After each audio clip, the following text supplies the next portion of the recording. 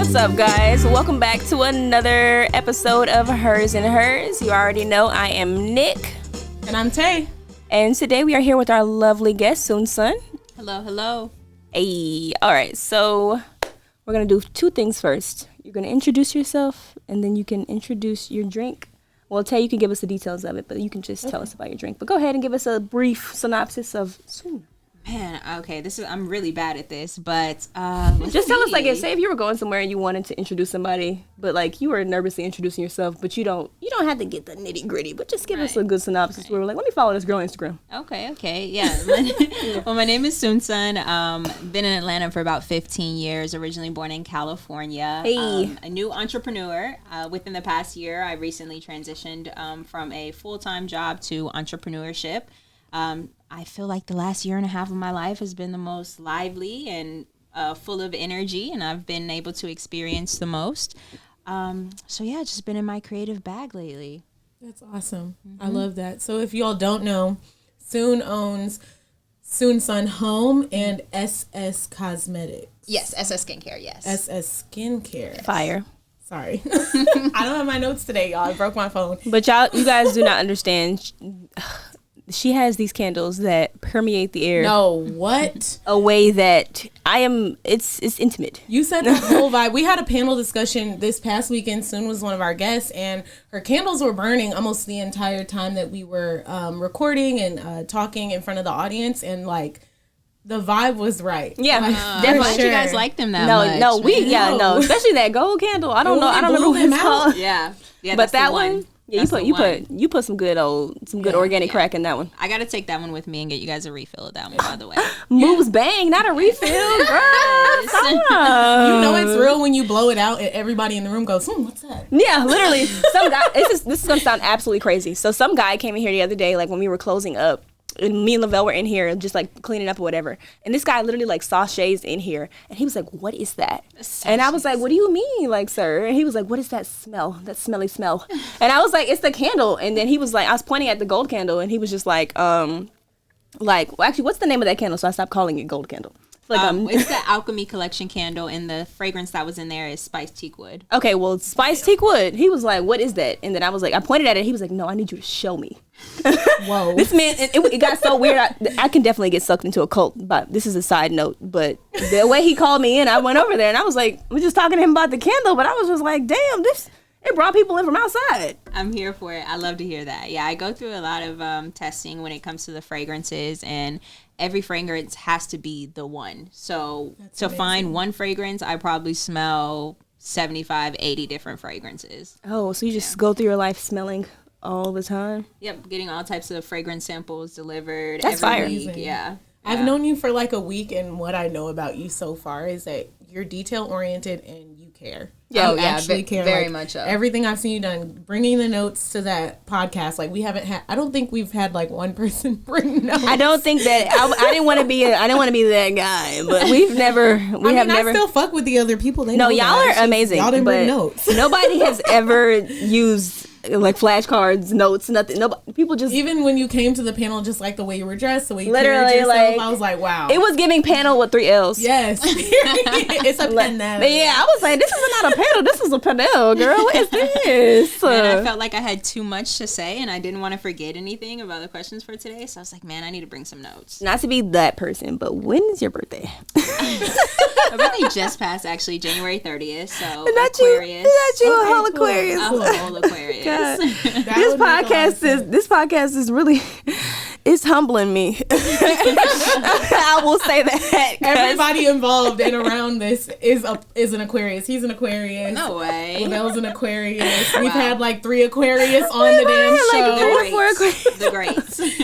And we haven't had that many guests. We've only had like 12 so far. So that's a lot. Aquarius women though, like y'all are a different genre of people. Yeah. I like you guys. You guys are amazing. But it be the niggas. Except Tyrone. But the niggas. I'm crying. I don't know what do they put in the star mix when they be making y'all mixing up the moons and the stars with the Aquarius. They put marshmallows in y'all. I don't know what they put in them in. Yeah, a man with the same type of characteristics that I have, especially in a relationship, I couldn't couldn't imagine. So, Ooh, Lord. Yeah.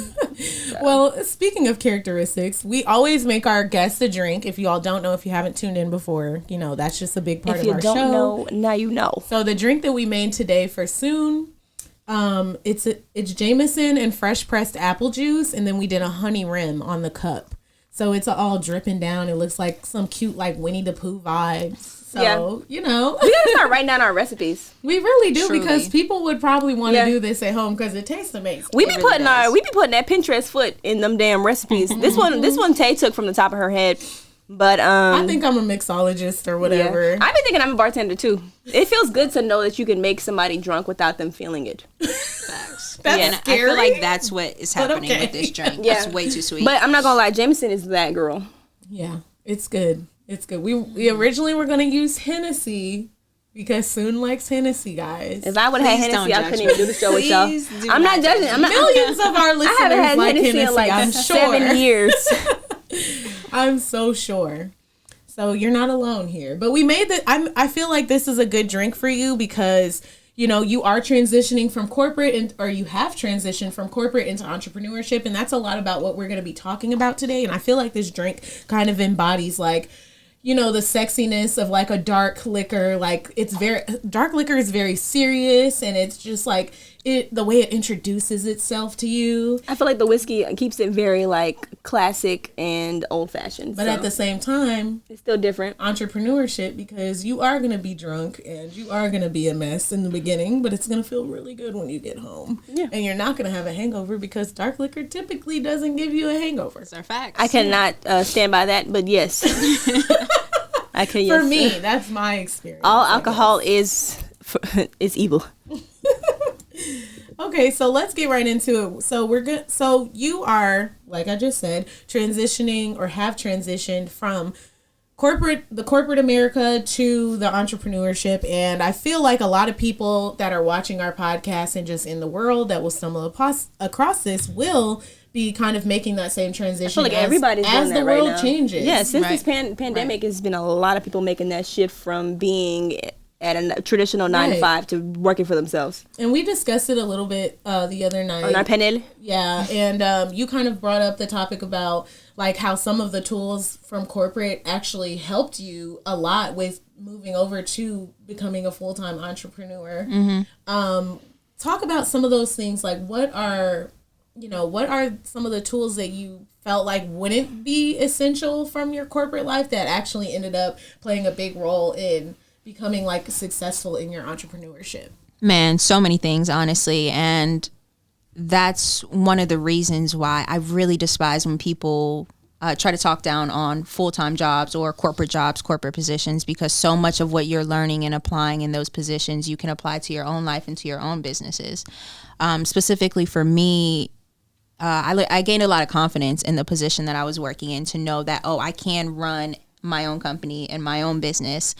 So confidence, learning business communications, learning accounting, and the biggest one I would say is customer satisfaction and learning customer service.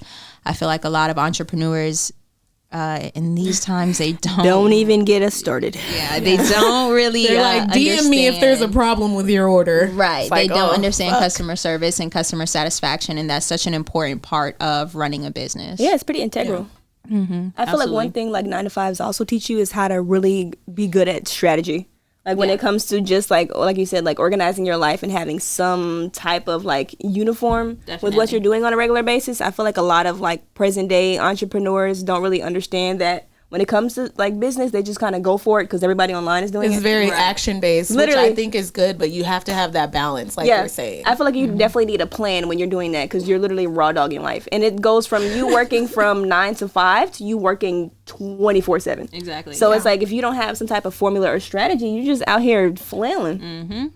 I definitely agree. And I feel like I worked in corporate America, and it was kind of like at the same time that I was because I became an entrepreneur when I was like 20. Like I was like, fuck a job, bitch. Like I'm quitting college, start a business. And I started it and As I you had should. success within the first year. But then like that second year, I didn't have any structure. And I was like, oh my God, like my business is failing. I'm not going to be able to pay for my apartment. What am I going to do? Like, and I had all these things that I had to actually take care of, my car note, blah, blah, blah. Right. And I started to stress. So All right. I went and got a job, and I ended up, just getting like an administrative assistant job, executive assistant job at this corporate location. And even though it wasn't like, a CEO position or anything crazy like that, I still learned so much just from being in the environment.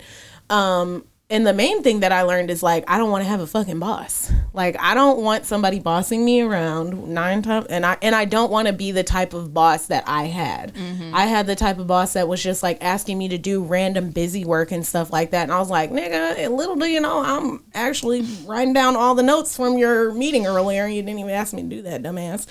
You didn't even know you needed it. You didn't take any notes. But anyway, yeah. So I feel like corporate America just kind of taught me to like have that structure, like setting a schedule for myself, like, okay, this hour I'm going to get this done, then I'm going to take a break from that, move to this thing, take a break from that, and then by the end of the week all my tasks are complete because I actually made a schedule. And I started applying that to my business, and I started to see success again. For sure.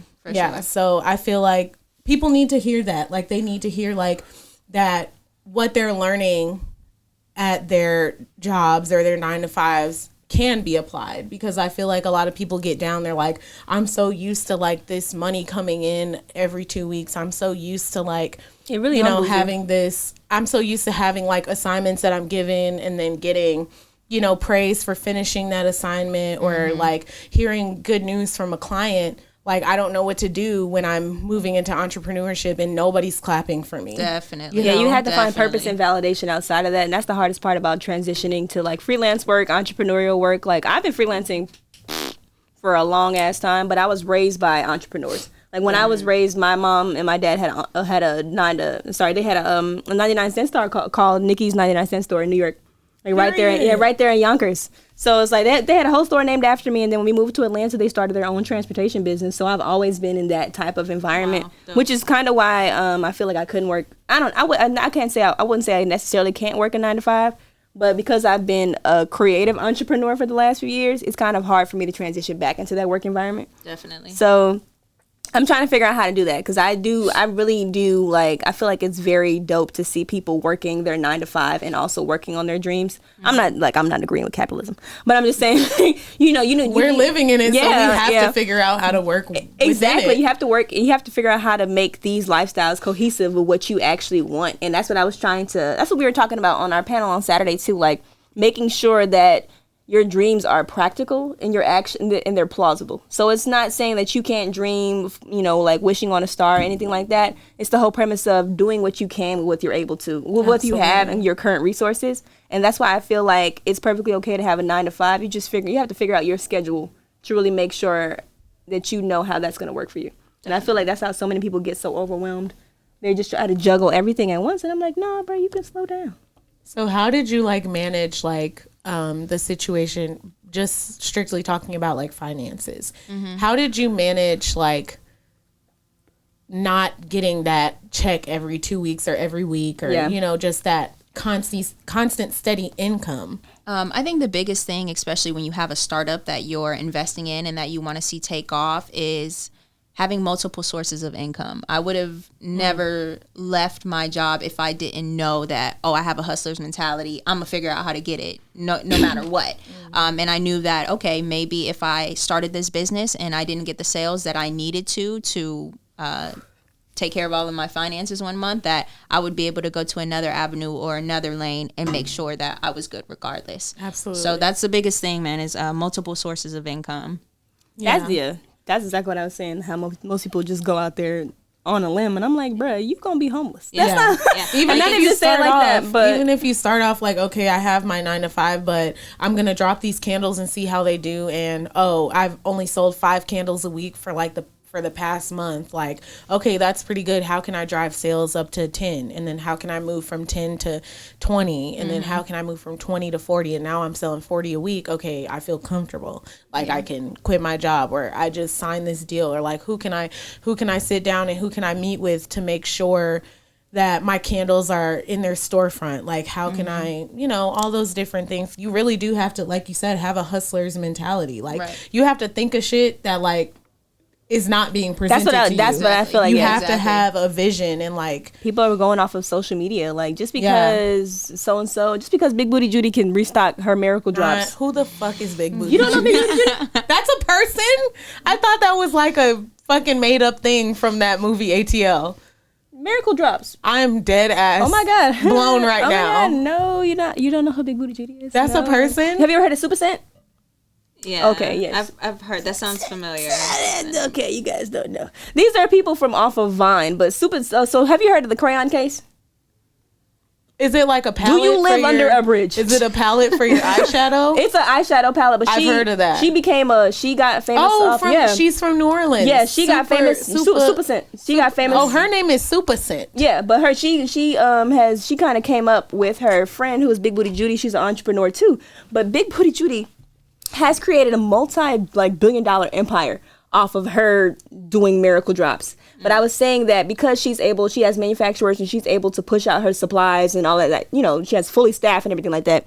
People are comparing themselves to her process and stuff like that. And I'm like, no, she has a full team. And I think that people kind of get stuck in that rat race of seeing how entrepreneurship should look on social media and how it actually is realistically, and that's why so many people kind of give up their first few months or their first few years. And I'll say like the people who are selling like courses and that are like entrepreneur coaches, like I feel like sometimes those things might work maybe for somebody, but I doubt it. Because a lot of times all it is people just like leveraging their gift of the gab to pretty much like trick you into purchasing their book, which then drives their sales, which then puts them in the position to be a millionaire and might not necessarily leave you with anything but a book that has like base information that you could have Googled. A lot of these people aren't being honest about how they got that money to do that, because there are some courses that are really like hard hitting and showing you like exactly what to do and how to do it. Like I definitely get it. Like I took a class at I've taken classes at General Assembly, and like they're like a whole program, and like I've actually learned a lot from them, but I didn't find it on Instagram. Like it was recommended to me like through a friend who had taken like a UX course and ended up landing a job. So I ended up taking their digital marketing course, and I haven't really tried to land a job, but the things that I've learned and been able to apply to my business, I'm like, oh shit, like this stuff actually works, and I know the language now.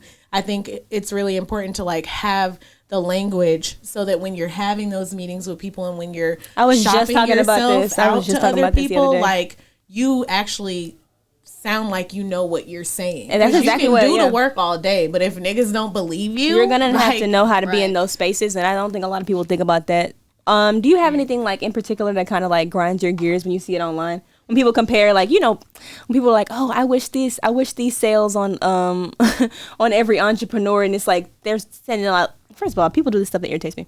They send out like 10,000 packages of them like laying on top of their packages instead of sending them out. That is my pet peeve. Yeah, people be commenting under like, bitch, where is my package? That is actually the pet peeve right there, because any person who's more so focused on the customer satisfaction, they're going to ship a product out as soon as it's boxed up and ready to go. As soon as that label is on there. They're not going to collect 100,000 packages and take a picture with it to flex for Instagram. Because now some of these people's packages are 4 weeks late, and other people just put that order in yesterday. Exactly. Like, I will never understand it, but that should be cracking me up, because the comments are...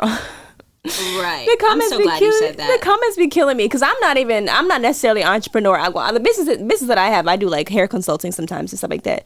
But like if I were to be selling physical product, that shit would be moving like crap. I would still say you're an entrepreneur. I don't think you have to be selling something physically. Yeah, that's facts. I feel like if you're selling a service, you're an entrepreneur as well. So don't downplay yourself, sis. But yeah, like what are the things on the internet that you see that you feel like are just common misconceptions? Makes you want to like flip a table from LLC Twitter, from buy a home and flip it Twitter. We're so shady because we really be making fun of people like this once a week. I would say one of the biggest ones is the girl boss culture. The package girl. Y'all are hitting the nail on. We really have. We talking shit all day. Literally, because I'll send her some shit and she'll send me some shit, and I'll be like, "There's no way this bitch is selling the course." And I literally like she just started selling lip gloss not even a month ago. And she didn't even sell 1,000 cases, and now she's selling a course for $750. But I think on the internet, there's like the misconception that anybody with a brand is an entrepreneur, and it takes so much more. You actually really have to know how to run a business, whether you're selling a product or a service or whatever it is. You have to know, you have to have business knowledge in order to do that. It's more than just being like, oh, I'm popping, I can make this product and people are gonna buy it. Even if it means hiring on a person who has that business mindset. Exactly. If you're the creative and you're the person who's coming up with the designs, who's, you know, in your case, like smelling the scents and making sure that it actually works for the people. Like if you're the person that's like qualitative, like you got to have somebody who's quantitative that can just fucking be like qualitative. That can just fucking be like, hey, here's the money. Absolutely. These are the moves that you can make. Here's the goals that we need to set. Here's the ads that we need to run. Like there's people out there that, you know, do that job. And I feel like if you don't have that balance, like you're saying, you're not an entrepreneur. You might be on your way to entrepreneurship, and that's wonderful as well. But just even delegating out tasks is a big part of making sure that you actually see success in this thing. You don't want to waste your time 4 years.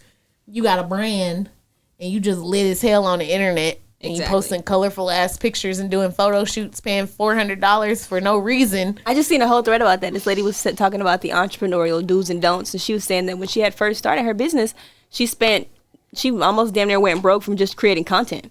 And I was just like, she was saying that now she has way less content, but way less revenue. And a lot of those courses will tell you like, hey, you got to get this content out. You got to get this content out. And it's like, tell them to get the content out the easy way first. Like literally use your fucking iPhone and get on Visco and fucking edit that bitch on your iPhone camera. But like, people make it seem like it's, you know, I don't know. I don't think that people kind of overthink it. It's just the same regular stuff like how life goes. People overthink the situation. They feel like they need to be more skilled or more, you know, whatever, more qualified than they actually need to be. But it's like if you have a good product and you have a good idea, figure out the best way to put that shit out there, but you do not need all of this stuff under the sun in order for you to have a successful business. Absolutely. And we all want to jump. Like, I know just like common human energy, just you want to go from 0 to 100. Literally me every day of my life. You don't want to hit those steps in between. You don't want to 10, 20, 30, 40. People don't want to go through the nitty gritty. Go straight up to the top. Like, here's my dream.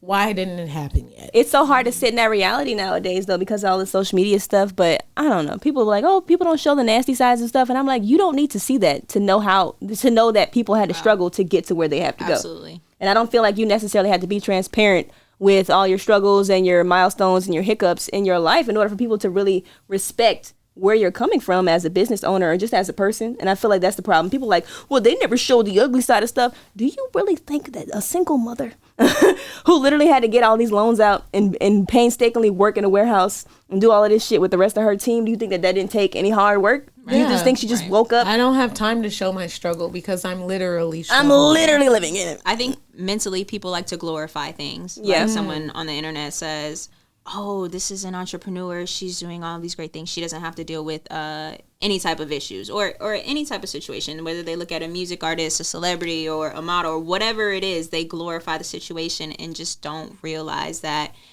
everything that comes with any position that anyone is in. Literally. And it takes work. That's where I'm coming from all the time. And I don't think you need to see all of that shit to understand that life is hard. Exactly. For everybody. Exactly. I don't think you need to see all of that, but people are just, I don't know. Everybody's so weird nowadays, especially with social media. It makes it hard to decipher whether or not things are disingenuous or not. Yeah. Mm-hmm. Do you think that social media has had like a big impact on like, or affected your business and the entrepreneurship that, you know, or like the experience of your journey? Personally, for me, that's a good question. For you. I believe it has. Yeah, I would be dumb to say that it didn't. I think with the audience that I had, I didn't have to ever pay for ads or pay for marketing to get. Where did you build your audience from, like initially? I would say it's been like a continuous thing. When I was young and in high school, I started modeling, and from there, built an audience. And when did things really pop? I would say really Instagram and just dope photographs and building an audience off of that. And in college, I really was sharing a lot of my story about what I was doing and my goals of graduating early. And I think there were a lot of people who actually tapped in on a deeper level than just the pictures. So, you grew your following organically. Yeah. That's that. Yeah. See, that's what I like to hear. And then now that you have those followers, you're like, okay, I can pretty much introduce anything to them. Right. And they're going to fuck with it because like I've told my story. I've kind of captured them in a There's sense. definitely a certain amount of people who tap in based on the intention behind everything. But I do also think there's a common misconception with, if someone has an audience or a platform that they're going to sell a lot of whatever they're selling. That is a huge misconception. This is so crazy that you say that. I love that you said that. Yeah. I mean, first of all, looking at my audience you have to break it down into the actual, what's it called? The insights of everything. Okay. So looking at my insights, I have way more male followers than I have female followers. And men don't really spend money like that. Exactly. So people think, she's got 60,000 followers. Are her followers going to buy what she has? But that's not my target audience. My followers. How many niggas you know got candles in their house right now? How many niggas you know they got furniture? Think about it. 2 washcloths. Let's start there. This is facts. That's facts. So I think people have to get out of their heads about that, and that's something that anybody who wants to start a business also has to think about. Like, okay, if I want to leverage my social media platform, is my product tailored towards my towards the audience that I have? Yeah. I think that's amazing that, you actually care enough to just like take the time to actually be like, okay, who's my audience that will actually buy this product? Like, what products will they like? How can I make it so that it's me, but it's also them, and they're interested in it. And I love the fact that you mentioned that just because you have a big social media following doesn't mean that translates in the sales or numbers for your brand. Because I've seen that working in the event industry. I've seen that so many times where a big brand will want to bring on someone that just happens to live in a city who has 200,000 followers and they bring out 4 people. And then I bring on a micro influencer who has 3,000 followers and all 3,000 of them niggas is in the building for that one person. Yeah. And I've just seen that impact of like actually having your ear to the street and actually, fucking with people. Like, I mean, even for me personally, I only have like 2,000 followers and like, I guarantee you that I can bring like 700 people out to an event. And I've hosted with people and just kind of like played the field and like not posted the flyer with people who have like hundreds, thousands of followers. And it's like, babe, nobody is here. What the hell? That's why Let's get this flyer up and get these people. I appreciate the door. Organic, like having organic followers and just making actual connections with the people that do follow you on social media, because they're real people at the end of the day. But I remember, this is so funny, I don't know if you guys remember, there was this girl who had she had a few million followers online, and she ended up dropping a t-shirt line and did not sell a single t-shirt. I don't remember that.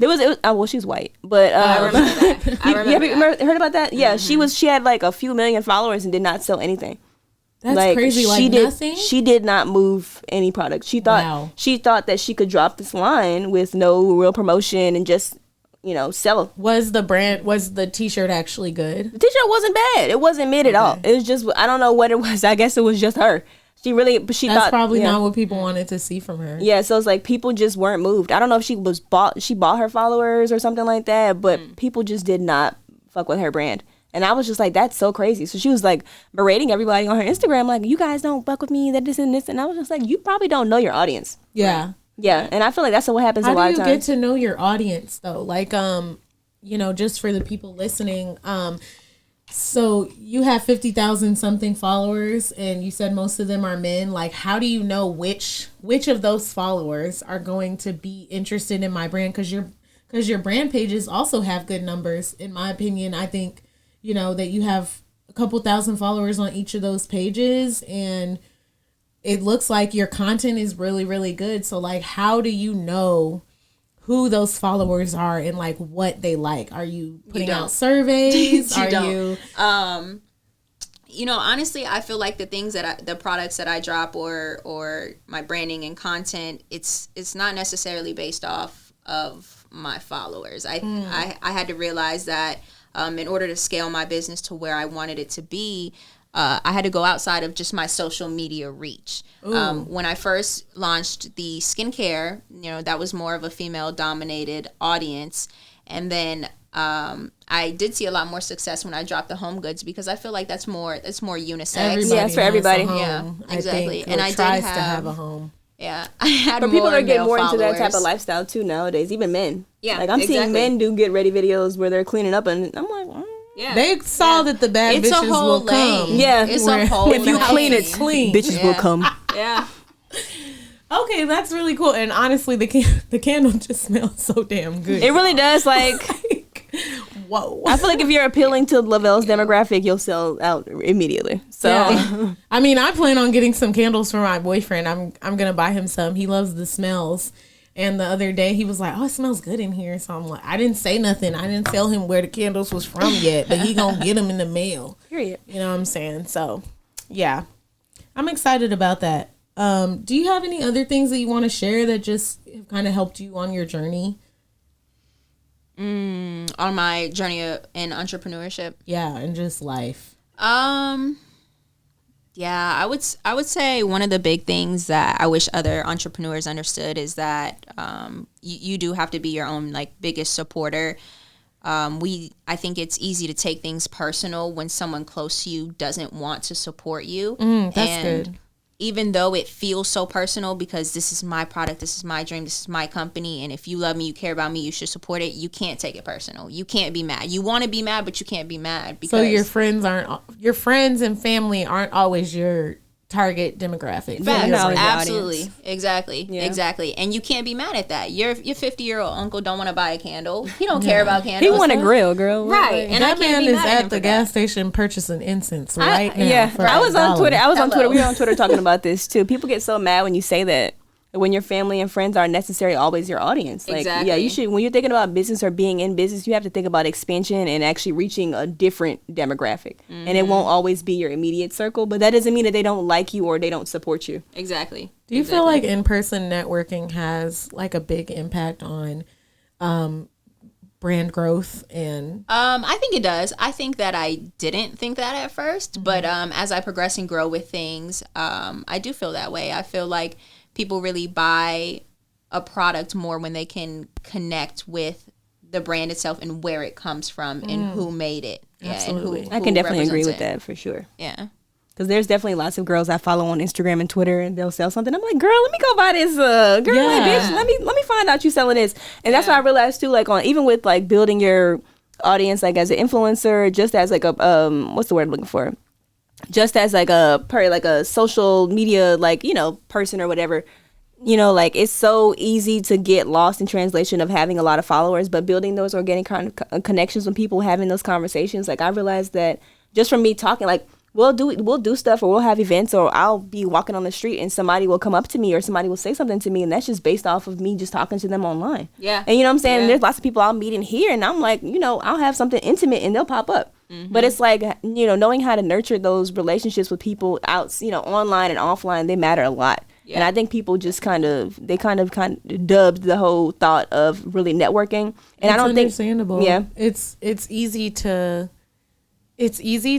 just kind of not know how to navigate those situations, Yeah. especially with social media. networking is hard. Because all the people that you think you're close to or could be close to Oh, yeah, that man. are one person away via social media, in real life, it doesn't translate exactly the same. It's all not the time. same, bruh. And it's hard navigating real conversations with people who only have 40 characters in real fucking life. No, this is absolutely facts. That sometimes it doesn't translate the same way off screen, because there's lots of people I meet. I'm like, hey, I'm Nick from Twitter. Do you know me? And they're like, yeah. And then we'll start talking or whatever. And I'm like, yo, you are boring as the fuck. But then a lot when of they're people on the lack internet- confidence, though. Yes, That's what it is. Yeah. And it's okay. Everybody can't be a talker. Yeah, You this know is what why I mean? me and Tay scare people.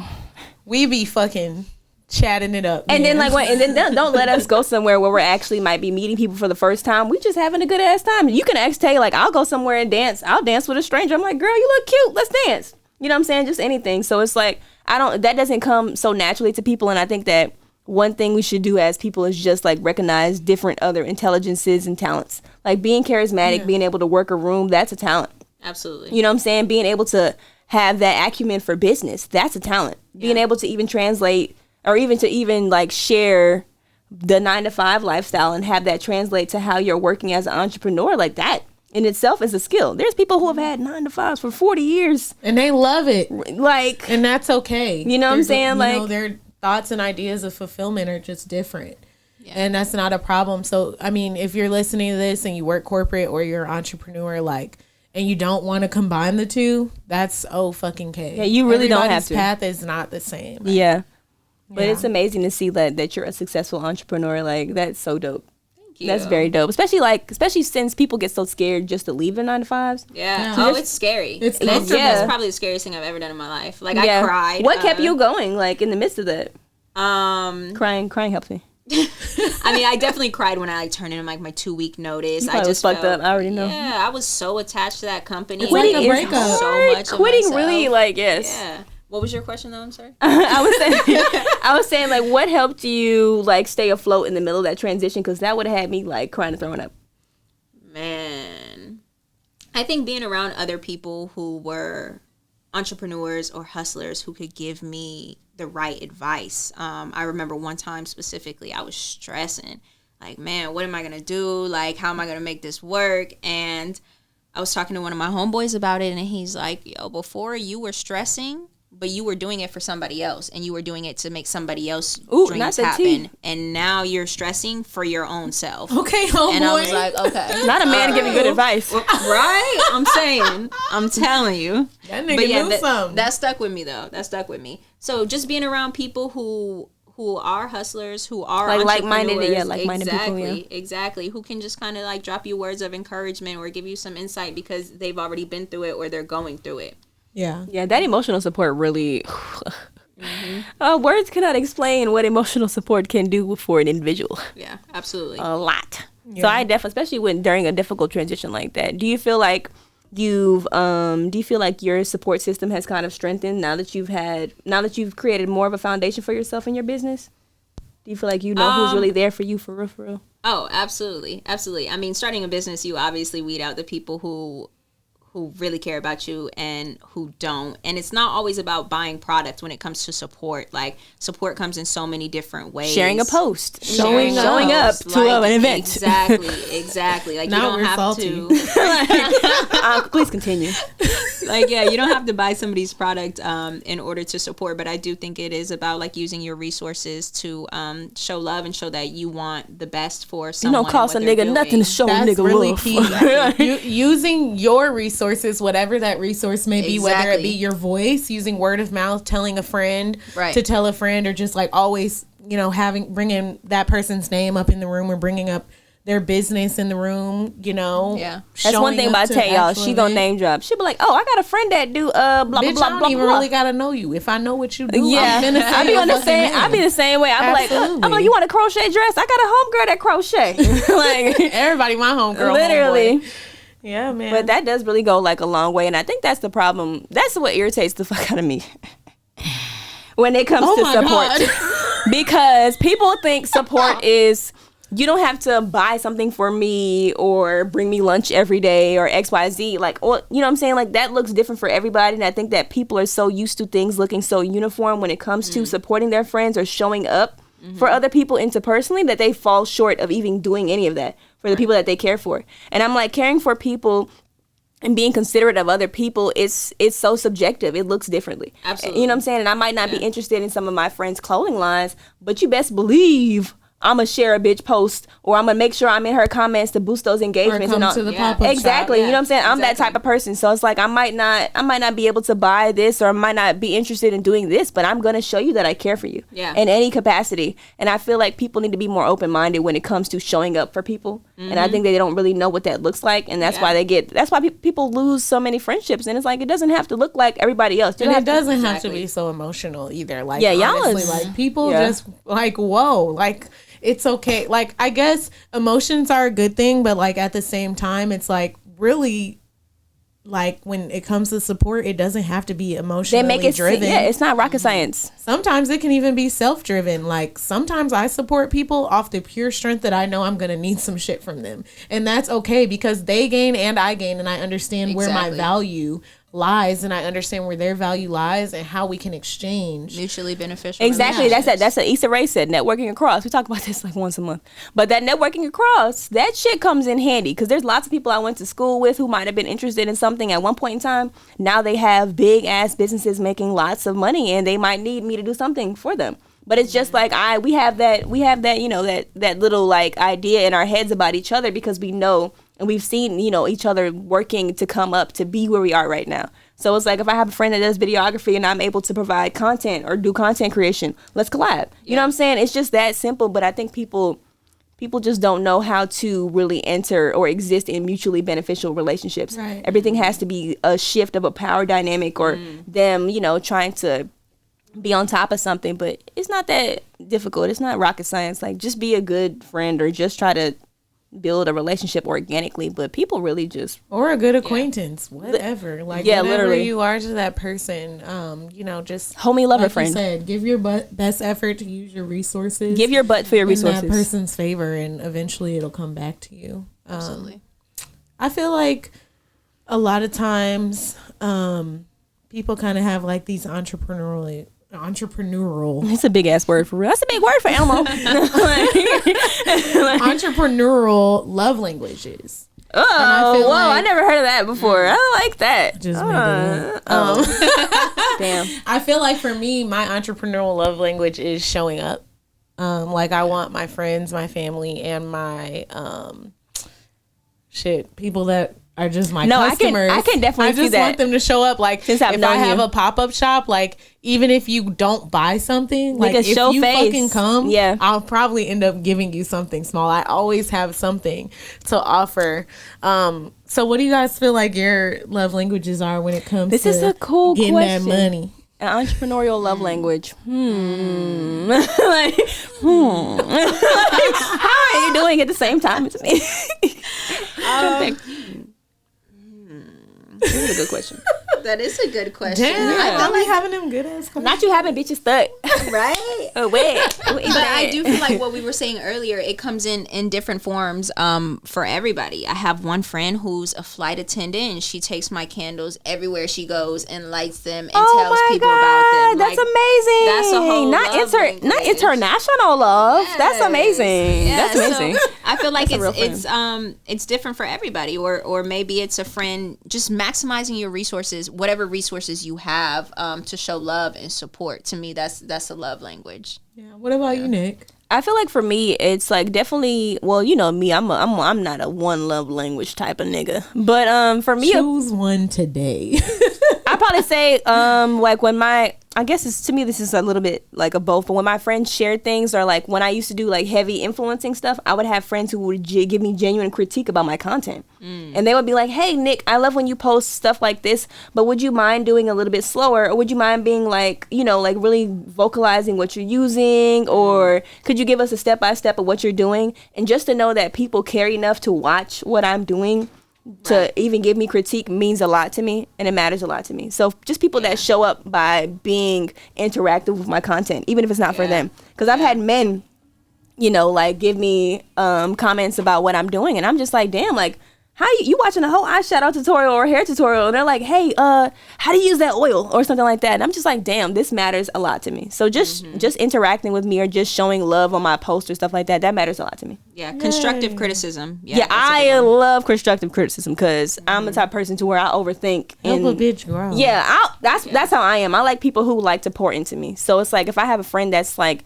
hey Nick, I noticed that you're slacking at XYZ. Do you need help with something? Or hey, you know, like, have you thought about going over this? I'm like, thank you, because sometimes you might miss the details of what you're doing because you're so caught up in actually making things happen. Exactly. That sometimes you forget the little, you know, minute stuff. Absolutely. Show a nigga some love. I love that. I feel like those things have so much impact on just like The morale, like you said earlier, giving you the confidence to just continue forward on your journey to just work for your damn self. Like, I mean, it's difficult and it's so hard. It's a thankless job. Yeah. Nobody's clapping for you but yourself. Exactly. You are the nigga that is actually giving you all the feedback. Like your quarterly check-in. Right. You're your the nigga evaluation. sitting Performance across- evaluation. You give yourself evaluation. Yeah. Give yourself a performance evaluation. There is nobody and be meaner real. to me than myself, so those suck. Yes, you got to be honest with yourself. I've heard like random things about giving yourself a quarterly evaluation and like holding meetings with yourself, like literally just going online, opening up your notes and just kind of like typing like, okay, these are the things that I've done this year. These are the accomplishment. Here's my pros. Here's my cons.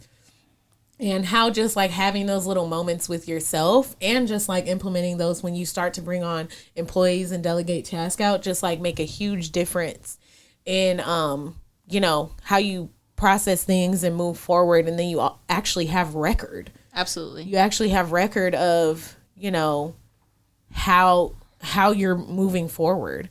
Are there any things that you like specifically feel like are necessary to take record of and, you know, trying your best not to overlook as you move and as you take those actionable steps? Like, what are the things that you try to stay focused on? Of course, insights overall, like how the brand is performing, how the business is performing. And I think I can get so caught up sometimes in the daily operations of things and always wanting it to be everything to be perfect that sometimes I don't spend enough time with the accomplishments of things and celebrating my different milestones. Do you feel like that's really important? Like, do you feel like that's the importance and I guess the investment that you make when you purchase a website, you know, that offers you the analytics, whether it be like a Squarespace or a Wix or even just calculating your analytics on like Instagram Shop? Do you feel like those are the places that are those the resources that you use? Like, what is it that you have? Yeah. So, for my sites, I use Squarespace. Okay. And then I can break everything down and see like, oh, this is where my target audience is. Yeah. This is where I'm getting the most orders. And that kind of helps you move forward to know what you need to focus on. Yeah. I feel like we're kind of like getting into that movement. Like we're trying to use, you know, Calendly for booking our We're guests trying to for be our more organized, podcast. mamacitas. It's not working out for our guests, but it's working out for us. And you Yeah, I used like it, and it. it worked Yeah. out for us. So I know that it works. These It's working bitches just for don't wanna guests. use it. Yeah, this is facts. Yeah, but yeah, we've been trying to switch up the interface and just try to be more strategic in what we do. Like as far Even as with like content calendars. yeah, and like stuff even like yeah. that. So we're trying to be I've had a tough week, but we're trying to we're doing the best of what we got, in the words of Mariah Carey. But it's definitely like it's a little bit more streamlined than how it was when we first started. But I honestly, maybe it's the hippie in me, but I don't really feel like the beginning of anything is necessarily bad. I feel like once you have enough courage to really step out on a limb and try things new, these are just the hiccups of what comes with beginning new things, and things are not going to always be smooth. If if your life runs smoothly, shit, let me get some. But aside from that, I just feel like that's just what it's like being an entrepreneur. That's just what it's like. Like, say if you want to just take a chance on yourself, things are going to be rocky. But Yeah. I feel like for us to just not even have had our podcast for 6 months, yeah, it's about that conflict resolution. we got you on here. When the shit comes up, what are you gonna do with the shit? Yeah. Are you gonna fucking cry over the shit? Or are you gonna clean that shit No, up? a nigga like me and gonna double create a bag new the shit. space? A nigga like me gonna double bag and scoop it. Yeah, Get rid of it. Let's tackle it. So I guess all in all, like, any last words for the people, y'all? That sounds like a murder. Last word. Any last words? Maybe we don't stop talking. I feel like what I've learned from this conversation so far is to just, you know, try to figure out where you can gain that confidence from, whether it be validation from your friends and your family and your support system, or just validation within yourself, whether it be affirmations, setting goals, or having that quarterly meeting with yourself and just getting fucking real. Yeah. That's how I feel. What about you guys? What do you guys learn? Well, one thing I wanted to kind of piggyback off when it comes to confidence is people who are transitioning into entrepreneurship, who still work in a full-time position. Use that to build confidence in whatever way that you can, whether that's you trying to get promoted or you taking on more tasks that you know are going to build confidence. I don't feel like I could have been nearly as successful as I am with doing what I do now if I hadn't built that confidence in the previous role that I was in. And in situations like having to lead a team and having to speak in front of people. I'm an introvert, so that job really like brought me outside of my shell, and gave me the confidence to do what I do now. So wherever you are in your life, find the silver lining and make it work for you. Yeah, absolutely. I definitely like that. And having a plan. I feel like you don't necessarily have to be optimistic, but you need to be realistic about your situation and what you're capable of doing. Yeah. So I feel like definitely got that from this too. Like definitely having a plan and taking something from every experience in your life. So if you learned, if you've been at a 9-to-5 for over a decade, maybe less than that, take something from what you're experiencing. And I think people forget that. Like even if it's a bad experience, even if it might be sour, you can still take something from that. Whether it helps you or helps, provide insight for the next move, just having a plan, sticking to it, and taking some notes on your life. Mm-hmm. Stick to that plan. Absolutely. Yeah. You'll find yourself in a better place. But Stick to the rivers and lakes. Thank you so much for coming on. Yeah, thank you for having me. No Hopefully problem. We got it all off. I know we do a lot of talking, but yeah. Thank you again. Want to do our outro? Yeah, this is Hers and Hers podcast. Thank you guys so much for listening. Make sure you like, subscribe, share. Again, I'm Tay. I am Nik. Bye. Bye, guys.